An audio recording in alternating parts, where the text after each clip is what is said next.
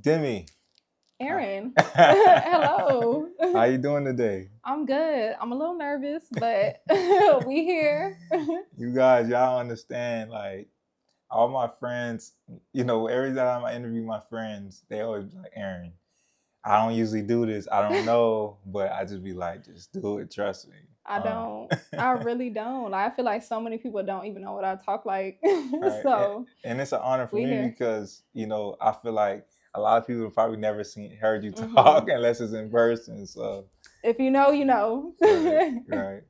So, I want you to introduce yourself, talk about who is Demi. Okay, my name is Demi. I now go by Demi God. And I'm just a creator. I'm a creator of life. Yes, I'm just integrating all the things that I learned and unlearned and trying to just create a game that works for me. And I want to, I'm just trying to learn how to create, how to be a human and live this human experience. I'm just a human, honestly. Like, a lot of y'all may know me as a stylist and a girl who just be putting that shit on, but I'm truly just a human figuring my shit out like the rest of everybody else. And yeah. And people got to realize, and that's okay, because at the end of the day, I always use this analogy. Unfortunately, I kind of hate using the analogy because it's typical, but like Bosky, he was just painting Mhm. shit, and then led him to figure out what he Yeah. want to do. So it's just like you got to try shit to figure out what you want to do, or it'll turn that lane into. Yes, if I did have to like categorize myself, I'm truly just like a scientist.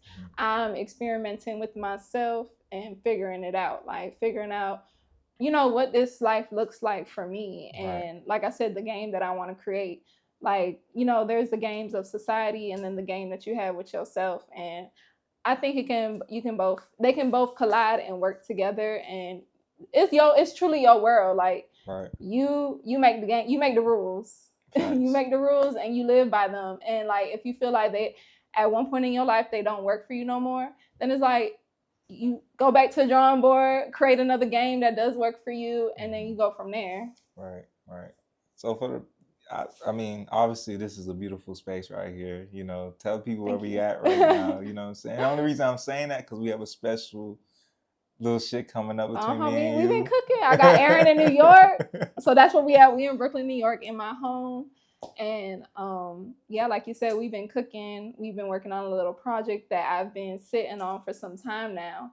Yeah, you've been telling me this for about a year, so the fact that we actually doing this dope. I know, I'm excited. I'm excited to finally just bring my ideas to life and actually show the world that, I'm yes, I dress and I love clothes, but it's like I'm so much more than that, and I do so much more than just put that shit on.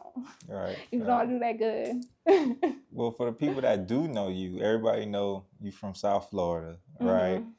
hmm Um, right now we in New York City. You've been here for quite some time now. Um, what is it like moving to NYC versus being back home in South Florida?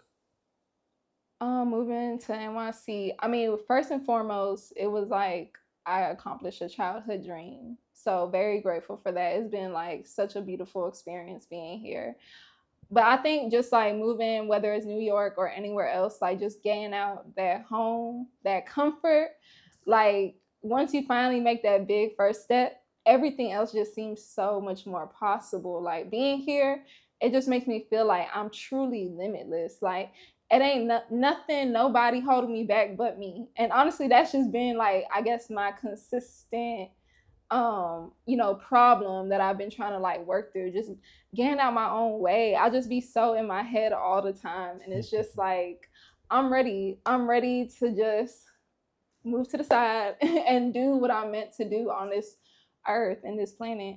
Right, right. I mean, shit. I've been telling her, y'all. I've been telling her, like, man, you got this shit. You I you know. 1-on-1. You heard me. Me and Aaron go way back. For Way those of back. y'all that don't know, and it's like I will say, Aaron is definitely like a constant reminder to just do it. Like he Right. definitely, you're an inspiration. Like Nah, for real. it's not about me. Reverse. I'm interviewing you now. You and Dimitri did the same thing. I'm like, yo, no, we talking about you. So I want to start from your upbringing. But before I ask that, I want to know Where are you from originally, and what was your upbringing like growing up? I'm originally, well, I'm from Florida, but my parents are Cuban and Haitian. And I had a very lovely upbringing, I will say, but my parents were very protective. And I wouldn't say they were strict, but they were very protective. My dad has a military background. So, for those that know, people with a military background, very militant, gotta be their way. But yeah, I think, let me see. Yeah, I grew up in a very, like, I would say sheltered household. One thing that my parents did allow me though was the ability to like express myself creatively, and I think that freedom to do that is kind of what fostered the woman I am today. They were cool with me, express yourself, but just do it inside the house. We don't really want you outside too much. That's just like the type of upbringing I had. So I did spend like a lot of time, kind of to myself. I was very always basically reserved. That's why this is the first and probably the last time y'all ever hear me This talk. ain't the last time. This ain't the last time. But I spent a lot of time just in my room. I think that's also what kind of like fostered my. I'm a very like internal overthinker kind of person, but I think that's also what helped my imagination. I think that's why I think so big and just so colorful, because I just always had so much time to kind of, I guess, like being myself. Like my room was always my safe haven, and I spent a lot of time there. So I grew up, I guess, like, a bit of a loner. Okay. And I think that I think I always like kind of struggle connecting with people. Um, I think I was just always better with like kind of just dealing with myself and just, having the internal communication. So the external communication kind of came a little later throughout my life. Actually, like the first thing that like really impacted the way I communicated with people was when I got into retail. My first job was working at Victoria's Secret, and I was on the floor selling bras and panties, and that was like the first moment where it's like I actually had to go on my way to talk to strangers, and that was extremely helpful, to be honest. Like before then, I was like, I wouldn't say I was mute, but like I really wasn't talking to nobody. Right. You remind me of myself. That's crazy. Like I know you all these years, and I'm like, damn, I went through the same shit. I don't know about Victoria's Secret, Yeah. but for me it was American Apparel. Oh, okay. I used to work at American Apparel on the beach, and I was a shy kid, so seeing Mhm. I was forced to talk to people. Well, I was really backstock, but I was still kind Yeah. of forced to talk to people and sell shit. So it's just crazy how we got the Yeah, similar like, and it stories. it really helped, like, for real. Like it really paved the way and it gave me the confidence, like, okay, like people ain't so bad. I'm actually good at communicating, like, Right. and I feel like it definitely sharpened my skills when it came to that. So then when I started elevating into the retail space, I just had more confidence overall. Right. Yeah. 'Cause I tell people all the time, retail. I don't. I think retail really shaped the knowledge of what I do today because of the Yeah. selling aspect, the e-commerce aspect, the whole. Especially around that time, that was like the golden era of retail. No, it truly was. It truly was. Yeah. So talking about retail, Hmm. I do want to talk about retail and fashion really, but how did your childhood influence your love for fashion? One thing about you, every time I either see you or you post something on the gram, you just fly. Like I'll be like, yes. I'll be cheering you on. Yes, and shit. How did you come up Oh. with that? You came up with that. But how did your childhood influence your love for fashion? It really started, if I'm gonna go like all the way back. Hmm. So my aunt, I have an older brother, 3 years. We're 3 years apart. And my aunt always had my brother like fresh to death, like new Nikes, new Jordans. So when I was born, naturally I adopted his wardrobe, some of his pieces. So I think that was like probably just like subconsciously the beginning of like my love, especially for clothes, but especially for menswear, because my mom was basically dressing me like a little boy. Right. um and then growing up, my brother, this was probably like sixth grade, I got my first pair of Jordans. They were, I for some reason, like, I forgot what pair they were, but I want to say they were like cement threes or cement fours. Don't really remember, but I got my first pair of Jordans, and my brother put me on, and he actually started introducing me to like the sneaker culture. So we would go to like dunk exchanges together. Ooh. Yes, we'd be in school selling, trading our sneakers. Like, so I was really infused in that community. And then so I started off with sneakers. And then when I discovered Tumblr, that is what really opened my eyes to like, hold on, like this shit is kind of beyond the shoes. Like I can take it a step further and actually like put some clothes together and like really create a whole image. And that's really just how it started. And then from there I kind of just like took off with that. And I think that's what people like really started picking up. Like, hold on, this girl kind of got like a unique style. Even in my younger days, people always ask me like, "You from New York? You from New York?" And I'm like, "No, like I guess like my inspiration really, came from Tumblr. Just seeing all the kids, it just like exposed me to so much. Like, sometimes living in Miami, like the world could feel. I feel like your hometown could always feel so small, and then when you just get exposed to like different cultures, different kind of people, it's like your mind just starts to expand. So that's basically what happened. So shout out to Tumblr. Like Tumblr was gold mine right there. That still is. It's like, but one thing before we go to the Tumblr, but like the DXCs, people don't understand. Like before SneakerCon was probably lit around that time too, but DXC was like at its peak. They were lit. They were so lit. Yeah. Like I was also a part of like a female sneaker community, which was like online. What was it called? It was called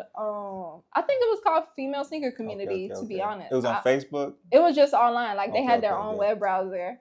And I got to connect with some girls as well, like through there. And yeah, it's truly a whole community. Like I loved it. And I still love sneakers to this day. I wouldn't say it's just harder to attain sneakers these days. Like they make it very challenging. Right. And I think that's why like I don't really, go out my way so much when it comes to the sneaker game. But I love shoes. Yeah, the game changed, but I still love shoes, still love clothes, still love every aspect of it. Right. Damn, that's you brought me way back. Yeah, like, and shout out to my brother, because he's the one that put me on for real. Like without him, I would have never been exposed. Like we was always just having conversations about sneakers. Like he literally taught me Jordan 1s to 23. Like it's truly because of him. So shout out to my brother. For sure. Nah, like, well, we could go on with DXC, but I want to talk about Tumblr. Like Tumblr, I tell people Tumblr is what shaped the person I am today. Especially being from the crib. Like the crib, we didn't really see the Supreme. We didn't really know about all that until we saw Tumblr. Seeing Tyler Creator on Tumblr. ASAP Crew. The whole ASAP Crew in New York. The kids in LA. Like just Fairfax. Everywhere. Yeah, Fairfax. Yeah. Like, oh my God. I was like, bro, I want to go to LA because I want to go to Fairfax. Like, yes, I'll never forget the first trip I went to LA. I think I was like 19 or 20. I went with my best friend. That was like my first like solo trip without any parents and stuff. And that's where we went, Fairfax. We went to all the stores, like just checked out the culture, and it was a dope trip. How was that coming from South Florida, where we barely had stores like that? It was good. It made me feel like, okay, like I can get jiggy with this. Like I love looking at clothes. Like it just excites me, especially LA. LA, they create like really good like store designs. Like they're just they're so unique. Like one of my favorite stores is, I think it's Bottega. Bottega. Ooh, Bottega. Like I love that they literally created a Bottega in their store. Like that shit is it's just so clever. Bodega. Bodega. I said Bottega. Yeah. Bodega. I went to Boston a few years ago, but it was a line. I was like, bro, it's cold too. I was like, I wanted to go, but I had somebody with me that was not willing to try to stay in line. So I was like, I feel that, yeah. So yeah, Bodega is... Bodega, yeah, it's Bodega, sorry. I just remember just like the entrance to get in, like before you get in the store, you're actually walking through like produce. Like you're going through vegetables and fruit. And then like you enter this store, and then like your first view is of a bodega that they built inside the store. So I just remember going to like all the different stores and like, dang, this shit is so clever. It actually inspired me to want to one day have a boutique. I don't really think about a boutique so much now, but it still kind of lives in my mind somewhere. Or maybe like a pop-up or something. Yeah. Like I love the cleverness of stores. Like I like a experience. I don't like things to feel Facts. so cookie cutter. Mm-hmm. So that's why I don't really care to go to the mall. Yeah. I want a full experience. That's what's gonna motivate me to buy some clothes, to be honest. For sure. That's how people. Yeah, it's all about the experience. That's why I like Joe Fresh Goods. He make the experience. Like he made me want to buy his product based Yes, on the like experience. the marketing especially. Honestly, like you can sell a shitty ass product, but if you got some good marketing around it, like you Facts. solid, because that's what will really like that's what grabs people. Hmm. So I'm glad you talked about that because I want to know who were your biggest fashion influence coming up. It could be a stylist, artist, or whoever. As far as a people person, I wouldn't say it was like one person specifically. I mean, to this day, I love ASAP. So I love menswear. Like that is, I guess, how can I explain it? Okay, probably gotta back that up. But I love menswear. That's really like I guess how I started. Like when I go shopping, to be honest, I go straight to the men's side, then I double back and go to the women's side. So I always looked up to I guess like more of the men's style. But I would Mhm. say it's not really a specific person. It's really just Tumblr. Like Go Tumblr back was to really Tumblr. just collectively because like we were saying earlier, like I was exposed to the New York kids, the Fairfax kids in LA. Like I was just exposed to so many different people and cultures, and I think collectively that's kind of what inspired my fashion and my styling for myself. Right. So I know eventually, post, you post this fits and stuff like that on Mm-hmm. your Instagram, but I also know you from styling as well. When did you tell yourself you wanted to style people for a living or took it serious?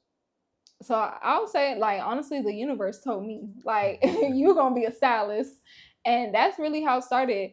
Smitty actually, shout out to Shout out Smitty. to He Smitty. yeah, he gave me my first styling job working with Rolling Loud. I was styling all their like e-commerce merch. Oh, word. And that's kind of when it transitioned from like, I guess there was never really a transition because I guess I never seen the possibilities of actually doing this as a career up until I started working with Rolling Loud. So prior to that, I was just always dressing myself. But honestly, prior to that, I really had my own fashion blog. It was called Oh, yeah, you Yes, it did. was called Time Heals All. I remember that. And heels was spelled like the shoe heel, like HEEL. Hmm. So I had a fashion blog and I was styling myself. And I think that kind of just showed people like my versatility when it comes to clothes. And I think that's probably why Smitty reached out to me because he was just like, he honestly approached me on some like, I fuck with your style. Like, I want the models to like dress like you type shit. Hmm. So that's kind of just how it started.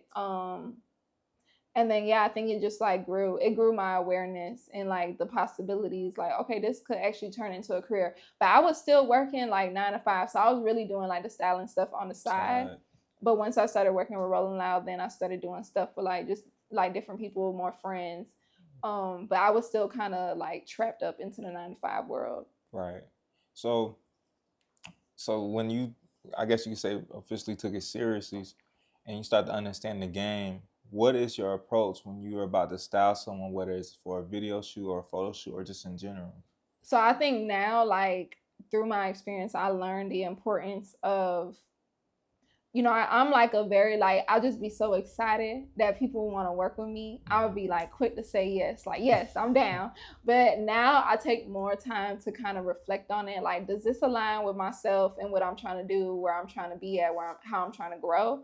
So that's the first and foremost. So I ask myself that, and then if I do agree to work on a project, then the second question is really just being able to like connect with not the second thing is to connect with the client and really make sure I'm asking the right questions and making sure that I understand like exactly, I understand the client and what they want and what's in their head. Cause I would say like a situation that I kind of always think back on.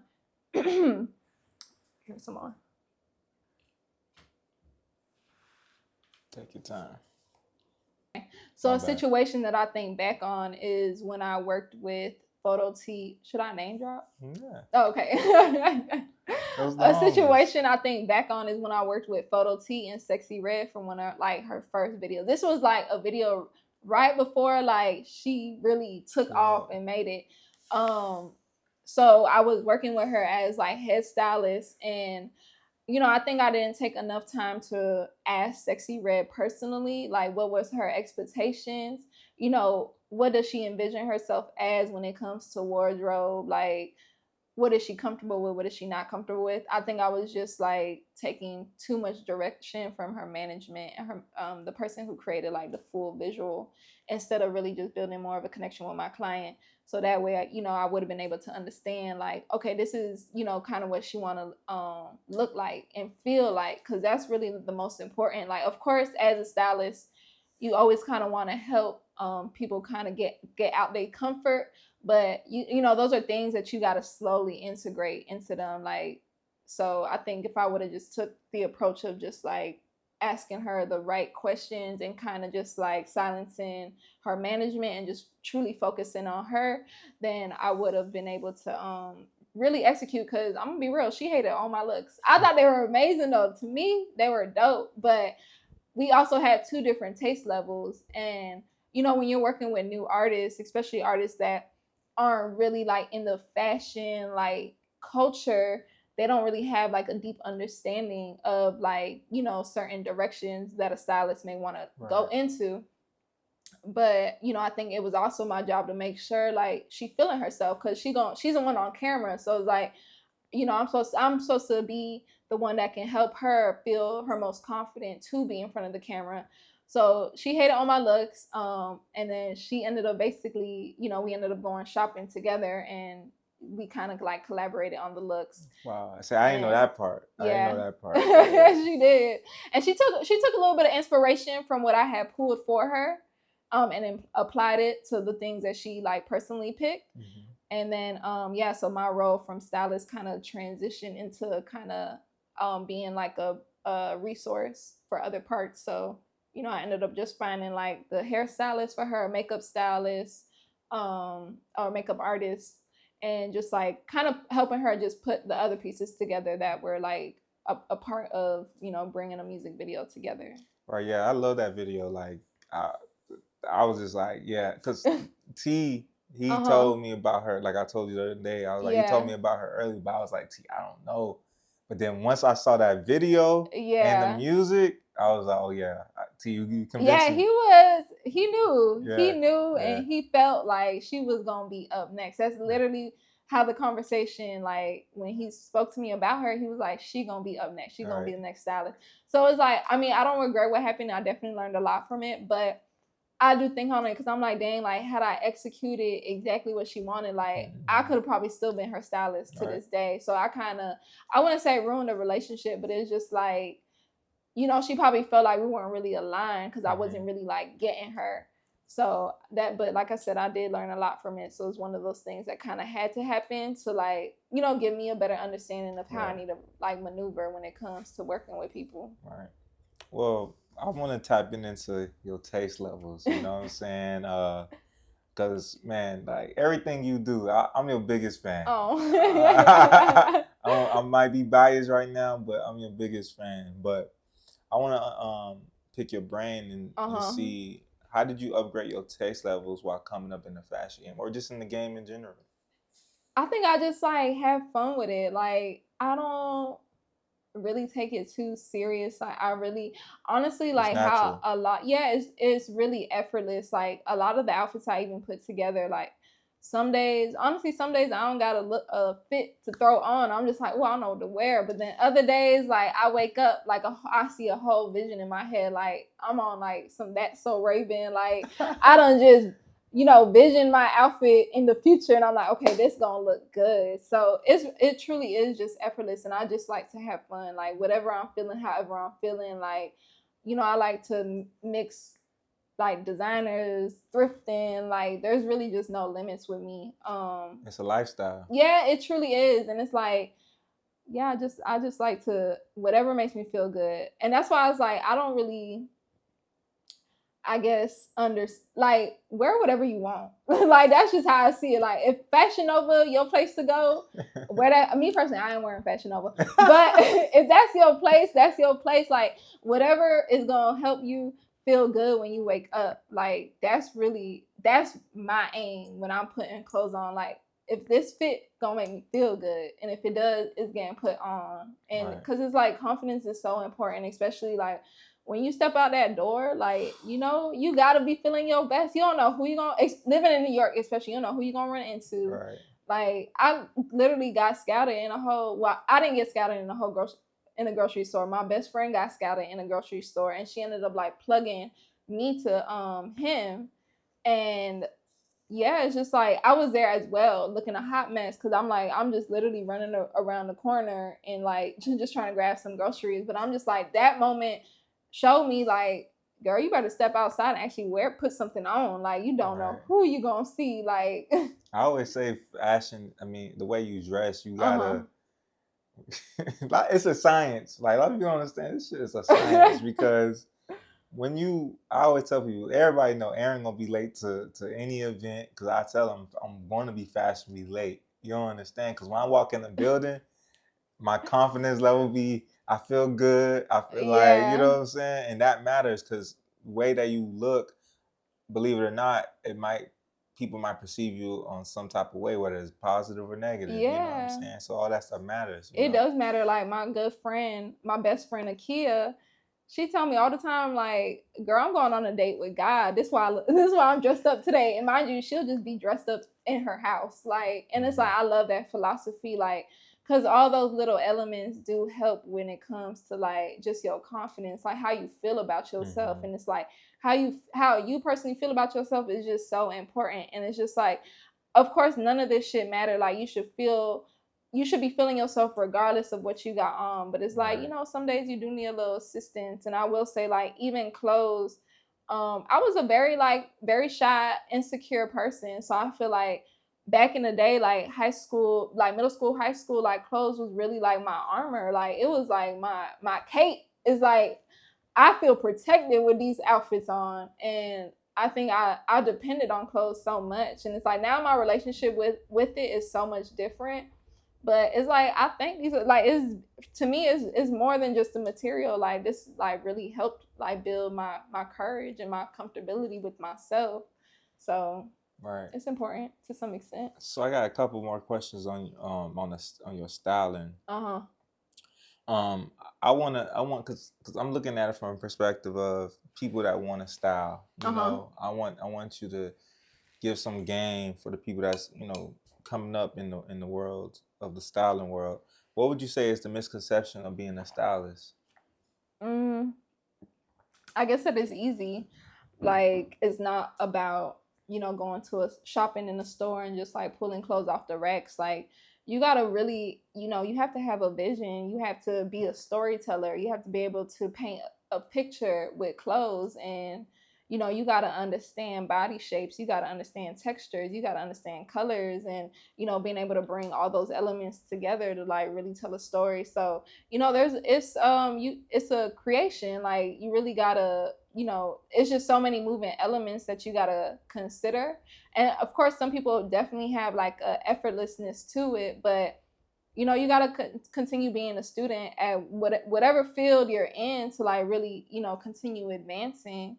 So I would say that's the biggest misconception, that it's really just as easy as going to the mall and just picking out clothes. Like, and I think even when I first started, like I feel like I was getting hired a lot because people wanted like me to dress other people like them, like myself. And it's just like I can add my touch to it, but it's like I can't make nobody look like me other than me looking like me. Like so it's about me understanding like who the person is like holistically. Like and you got to understand people. Like you got to understand their aura, you got to understand their energy. Like I said, you got to understand the internal and external elements of a person to be able to like truly shop for them and dress them. Right. I want to ask this too. I know we talked about your style or whatever, but in your own words or within a few words, How would you describe your personal style and has it evolved?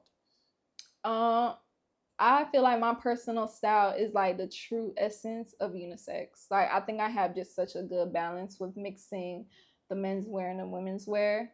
Um, let's see, how else would I describe my style? It's just like it's truly just me. Like I don't think there's really any words that I can put on it because I think I look good in anything like that I put on. Like so I think it's just a collection of me being effortless with clothes. And I think that I definitely evolved with my style. But I feel like I've kept the same like kind of blueprint. Like my blueprint is kind of the same. Like I've always been into menswear, and I kind of always just, I guess, if I did had to like box it in, I always kind of had like a tomboyish, like more street style to my clothing. All right. Okay, so let's transition out of the fashion and styling world for a minute, and let's talk about your creative agency, Blunt Talk Girls. Hmm. For the people that don't know what it is yet, explain to the world what it is. Blunt Talk Girls is an agency that me and my best friend created. It's a creative agency, so the main purpose is to be able to help people bring their ideas to life. I think right now, like Blunt Talk Girls is going through another transition, and I think it's just like because the things that I'm interested in are changing. I think it'll still like be about helping people bring their ideas to life. It's just it may look a little different than what it previously was. So I think it's like still in a transitional area, but the main goal is to help people bring their ideas to life and also help women create a safe space for women to feel comfortable to collaborate with different people. The industry is mainly male dominated, and you know how that go. Like it Right. can be very very weird, very creepy sometimes. So I just want to be able, I keep good company around me, I believe. Like whether you're a female, male, whatever you identify yourself as, like whoever's around me, like y'all good. Like so I want to be able to, like I said, just bring comfortability when it comes to having to work with people. Facts, facts. Who is the second half of Blunt Talk Girls for the people that don't know? Her name, I don't know. She has like 5 different names that she go by. Her Instagram is Kali Ray. I call her Cachet. Mhm. She's been my best friend since high school. Shout out to her.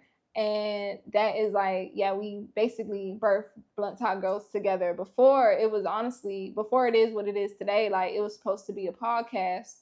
But it's just been like transitioning as we've been evolving and growing. Right now, we feel very like confident with it being a creative agency because for me personally, like I love to give, like I feel like I'm a natural nurturer, and I love to help. So I think this is like a good mix of both worlds. Like I can still help and nurture, my community and my people, but also do it in a very creative way, which is like another thing that kind of, puts a little fire around my heart. Like I love creating, I love bringing my ideas to life.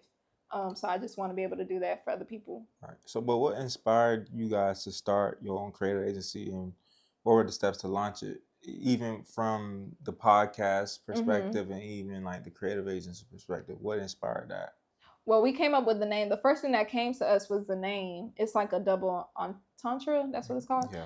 Um, so like blunt talk, we smoke blunts and we're also blunt speakers. Hmm. So that's how really it started. And then like just through our line of work, I think that's how it kind of evolved to what it is today. So I would say like the way we launched was just showcasing the things that we done. Like me and Cachet were collaborating with Good Time Hotel. We were actually, head stylists for like their Instagram page and stuff like that. So, and we kind of just started doing a lot of more styling work together.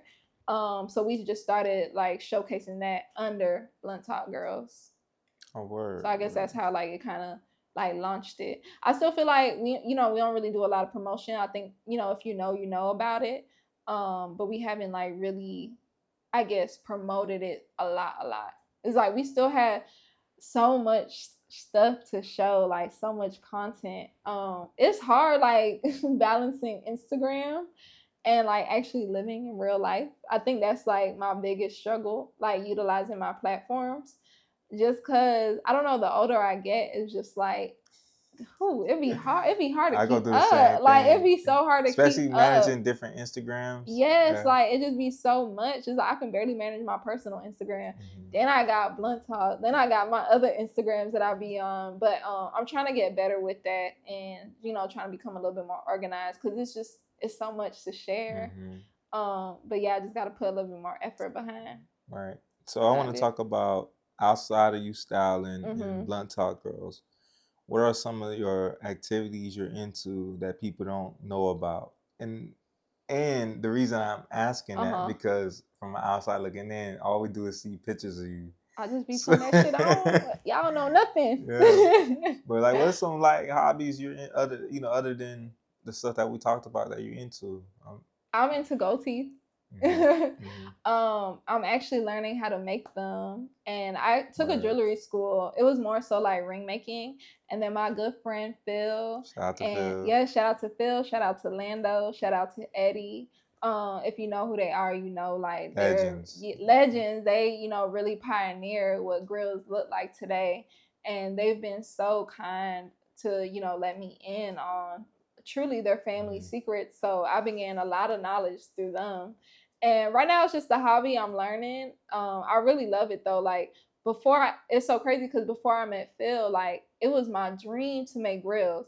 Like back in probably 2012, 2013, 14. Oh, wow. Like that time period, like I really wanted to learn, but there wasn't like no information online. Like you couldn't go on. I was on YouTube.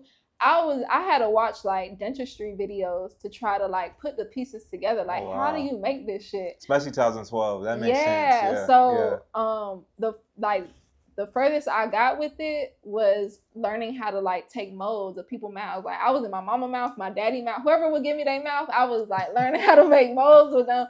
But then it kind of just simmered down because it just wasn't like no resources. So then moving forward, I ended up meeting Phil because I used to be a part of a fashion group, a clothing brand called GPC, and Phil was also in it. So we really connected and we bonded and we became like besties. And then he told me like his daddy was in the industry, and I'm like, I need to learn. Like I want to learn so bad. Like I would die to bring this dream to life. One thing about you, when you curious, like, okay. I always want to do that. How can we make this happen? Yes, that's one thing about you, sir. I know. I feel like that sometimes works against me because it's like, I guess what you call it, like a jack of all trades, master of none. Yeah. I'm definitely, I fall into that category. There's so many things that I love, and there's so many things that I'm curious about and want to learn how to do. But now like what I'm practicing is like creating a discipline, like, find like 3 things. I don't think I could ever limit it to like one thing, but like, work on like 3 things just right now. And, try to take it further than you usually do. Cause I feel like I get to a point and then I stop and then I move on to the next thing. And it's like, I don't really allow things to blossom. So now I'm like in an era where it's just like, I want certain things to like truly blossom, and really see how far I can go if I don't give up.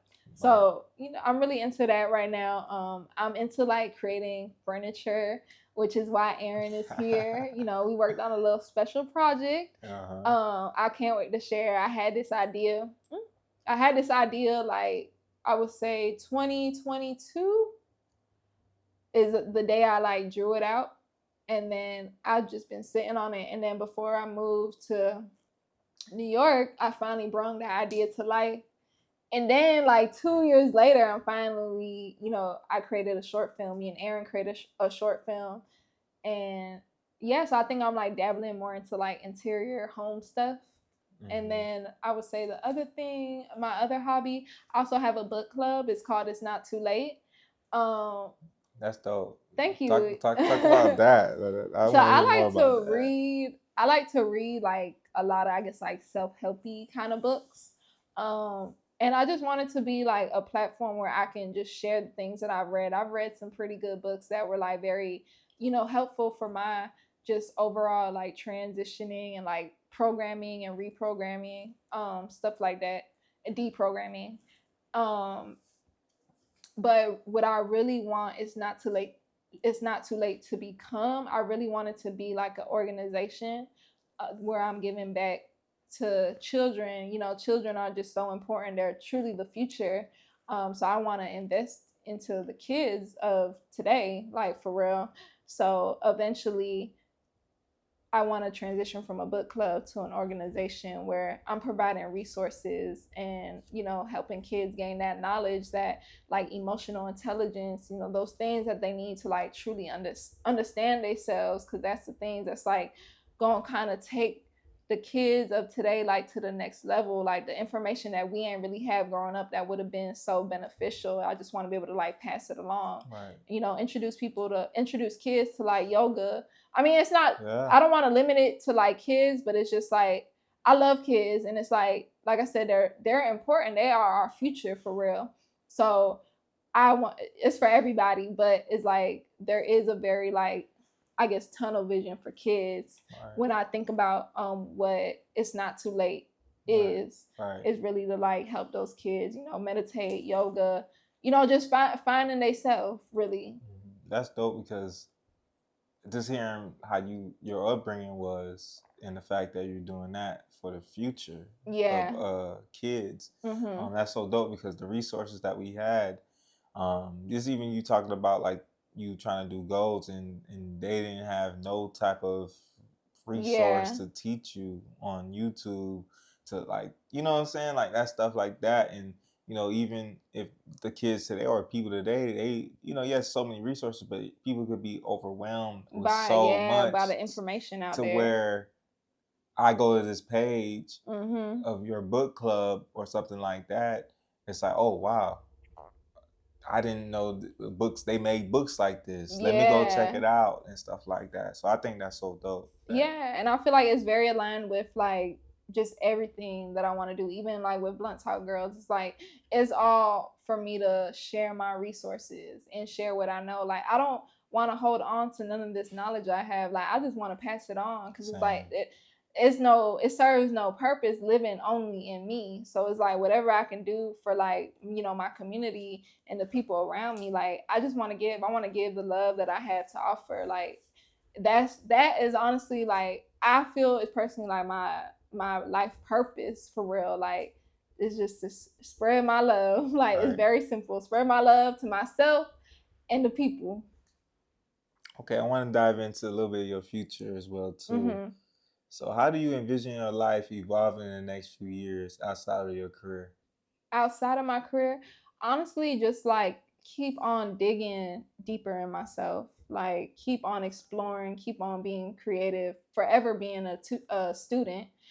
And I if I had to like give y'all a picture, like I'm probably gonna be somewhere like hopefully by the beach. And just like I want to live like a very like simple life. Like I still want to like travel, see the world, but I want to get back to my roots. Like I want to get back to the spaces and places of, you know, where we came from, like Right. that nature. Like I want to wake up and like walk barefoot to my garden and like pick some I see tomatoes that. and yeah, like and pick my own herbs and have my own tea and stuff like that. So I think it's just more like in the next few years, I just want to keep on simplifying my life and kind of like getting back to the roots of things, like and just being more in nature for real. Right.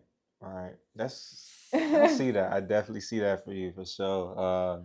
I do too. Like, and it's so crazy because it's like I love New York. I love city life. I think that's like really all I know. Mhm. But yeah, there is this other side of me that feels like I would just flourish in an environment like that. Right. Um, Like I feel sorry, no, you but good. I do feel like just so safe in nature. Like when I go to the beach, like that's one thing I do miss about like living back at home is I don't have the access to the beach like that. I'll be like, oh, I'll be missing my baby. That's really my first love for real. I've been a beach bum, a beach baby since I was a baby. Like Mhm. that was one place like my mom always took us to. And then she realized like I'm really a little guppy. Like I like being in the water. Then she put me in like swimming lessons and stuff. So I've always been so attached to like the water and just the beach.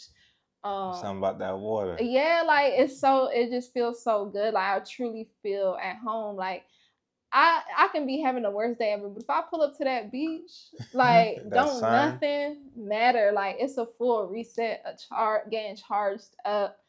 So yeah, I just want to be in spaces that like, I really feel like I can be my truest self. And it's like as I get older, I feel like I'm really understanding what those places look like, and that beach is the one thing that always come to mind. So Right. hopefully, like, yeah, that's where I would evolve into. This question I'm about to ask right now, I always typically ask my friends or my colleagues this, um, and in my close friends as well too. But I always try to pick people brains in this from this perspective. But in your words, how do you define success from your perspective? Success from my perspective is honestly just like finding the balance within. That's really it. I think every life is one on one, so it's really just about doing what works for you. And like I said earlier, creating a game that works for this lifetime, this world. So I think for me, that's like the most important, is like the stability of, my mind, my heart, my body, and soul. Hmm, how else would I define it? Yeah, I think that's like even why I created this piece here. Like it's just a reminder of, keep everything is a good, everything needs to be balanced. Like you're gonna, being a human, it's just everything is a part of it. Like you gotta experience the good, you gotta experience the bad. Like, and I think right now, I guess success is like acceptance of that, acceptance of the fact that like I'm a human being having a human experience, and I'm going to go through so many different, emotions, so many different journeys. I'm going to have just so many different experiences that are going to bring love, that's going to bring pain. Right. And I think it's just about, being grounded in that knowing. Um and like I said, it's really just balance. It's having balance and knowing that, so my inner world doesn't get so like disruptive when you have those things arise that you may necessarily not want to go through, but it's like it's really just a part of the journey. So right. That's my balance. I love that. I mean, that's my definition of success. Balance. um okay, you lived in New York for a couple years, but I'm interested by your perspective of like, living here. Everybody trying to convince me to move out here, so I do want to hear this. I want to hear this insight from you by moving here from South Florida into New York. What have New York City taught you while living out here? I think New York City taught me like truly, how to love myself better, I guess, or like in a way that makes more sense to me. I think New York is just like a place that is really just like a reflection. Like it. What was I gonna say? Sorry, lost my train of thought.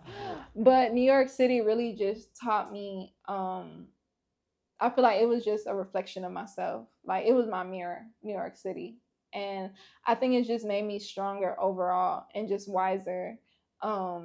Just kind of having to do shit like more on my own, more independently. And I think, I like to tell people like I was born and raised in Florida, but like New York is really, teaching me. New York has been one of my biggest teachers, honestly, to really like love myself. And New York is such a reminder that like this life is just so limitless. I can really, do anything I put my mind to.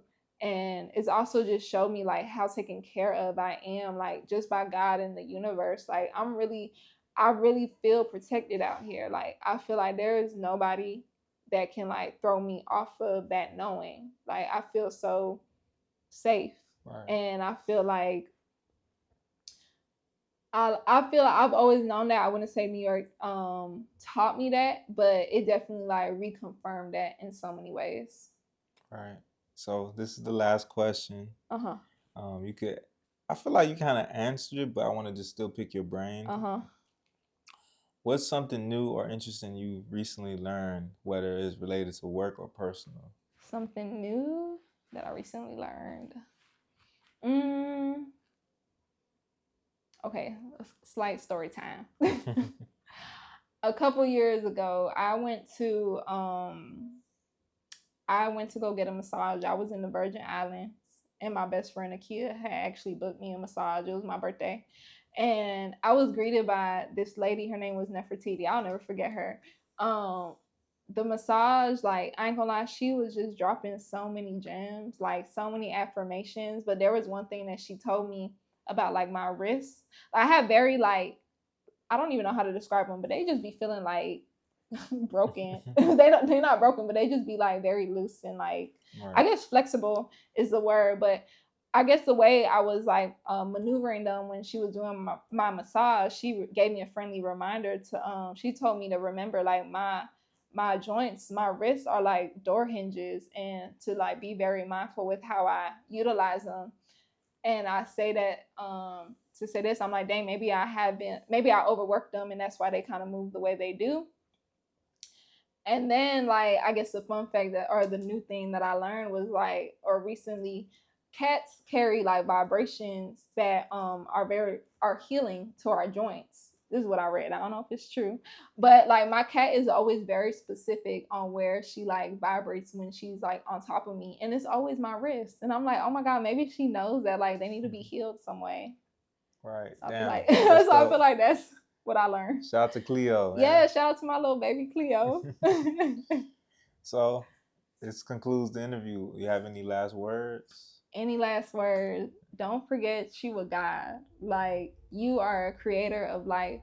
Whatever you put your mind to, like, you can do it. And it's like, I understand we don't all have the same 24 hours. We don't all have the same resources, but like, I may not know you, but I believe in you, and I believe in the power of your mind, and I believe that you're capable of anything, and I never want you to forget that. Like, we all kings, we all queens, but most importantly, we all a God, and we're all creators of whatever life we want to live. And I just want everyone to have that power within themselves to be able to live their wildest dreams. Like, life don't have to be that hard. And it's like, I feel like we make it way harder than what it needs to be. And I think it truly all starts here. And I just want everyone to remember that. And I'm speaking to y'all, but I'm really just talking to myself as well. Like, we is powerful for real. And I guess that's my last word. Amen. Amen. How can the people get a hold of you? I'm on Instagram. My number is 305. No, I'm just kidding. But I'm on Instagram. You can find me at Demi Cabrera. You can also find me on It's Not Too Late with 2 E's. I'll put everything in the description. I still want you to say it as well. And then you can find me on Blunt Talk Girls as well. Well, Demi, this is long awaited. I want to say thank you so much. It's truly an honor. Oh, thank you. I tell people all the time, man. Well, I just told you. I'm like, you don't understand. People gonna look into this interview like, oh my God, Demi's talking. Okay, I know. She got an interview. So y'all be gentle. Y'all be gentle. I'm sensitive by my shit. I do want to say, I remember. Yeah, we could go stories, but off camera. But I appreciate you. I love you. Thank you for having me in New York. I love you too. Thank you. Yeah. I feel inspired. I'm very, very grateful to be here for real. Like I said, you probably the one-on-one to get me on camera to talk. I ain't doing this for everybody. Yeah. So y'all don't hit my line and ask. Yeah, for sure. Peace out. We out.